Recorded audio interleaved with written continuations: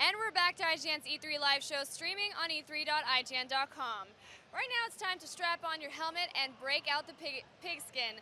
Madden 12 is looking to change up the game in some surprising ways, so let's throw it over to Hill now. Thanks, Naomi. We're going to be checking out Madden NFL 12.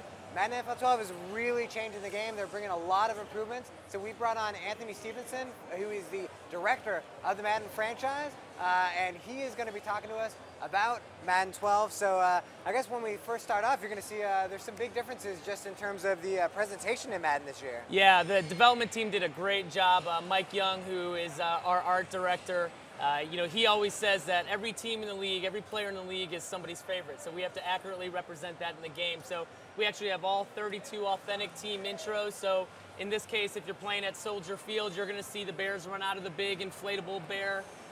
If you're going to be at the Jets, you're going to see the Jets kind of fly out of the tunnel. So it's really, really cool. And we actually had NFL Films guys come down to our studio and work with us and actually film Madden from the perspective of an NFL Films cameraman. So the cinematography that's in there is really, really incredible.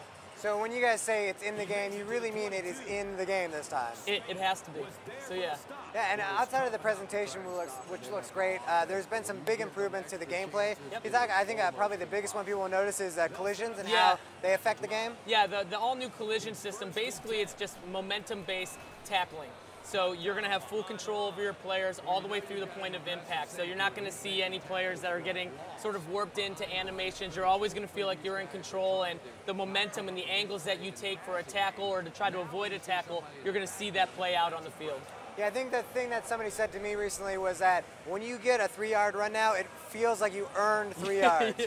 Yeah, you're fighting for every single inch in Madden NFL 12. So we're excited about that. And you know what?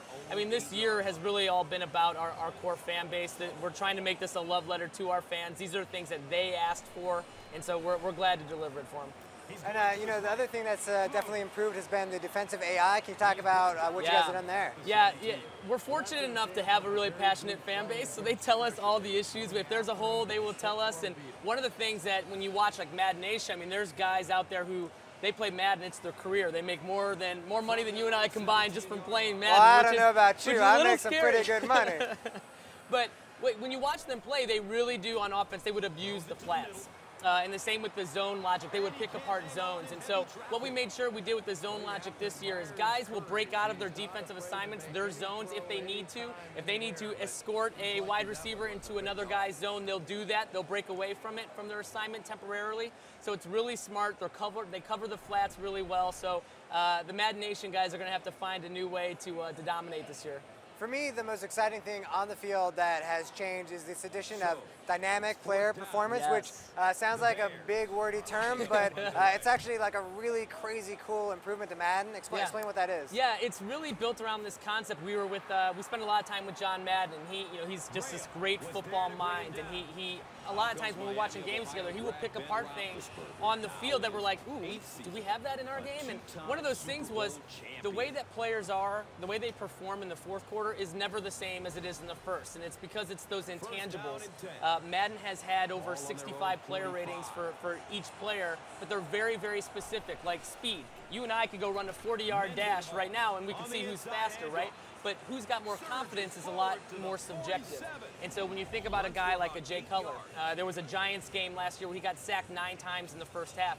That has a mental effect on him that we never had a rating to measure. So dynamic player performance sort of measures those intangibles and lets them play out throughout the course of the game so that every play matters. And depending on how you perform in the first quarter, that will set you up to succeed or fail in the fourth.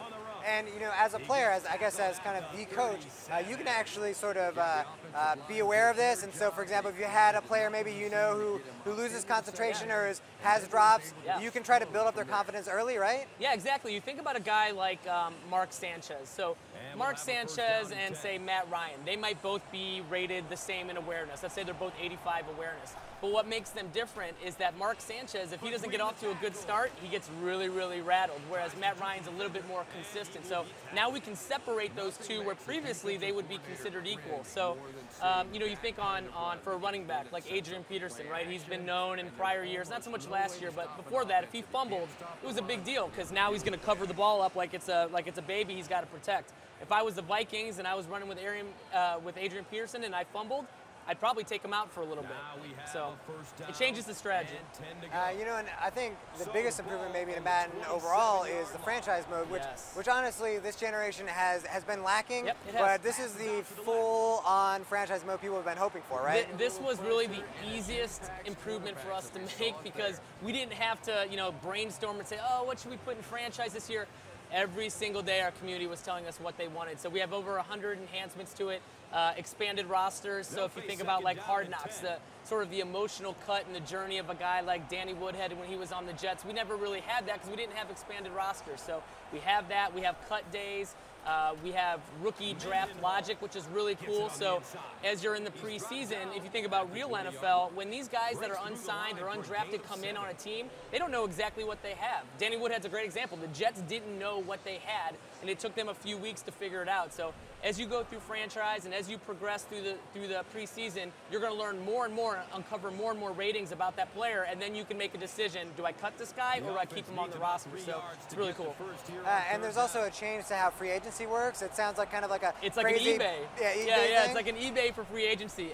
Yeah, it's a bidding process. So basically, you are bidding against the other franchises in the league to go after a guy. How much are you willing to pay? How badly do you need that player? And so that's pretty much it. It's like a mini game within and of itself.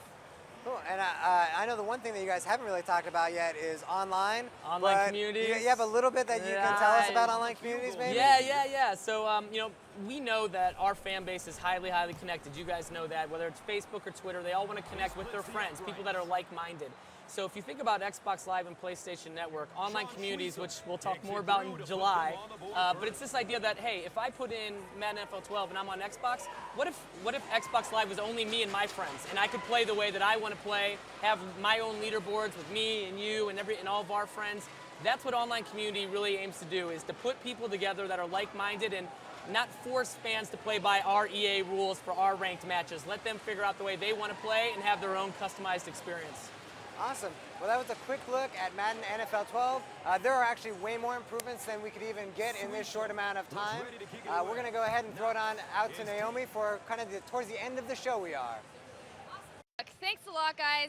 And speaking of awesome, if any of you missed our previous live show segments, be sure to check our archives on e3.ign.com. Next up, we're going to return to the creepy world of Silent Hill. Silent Hill Downpour is next.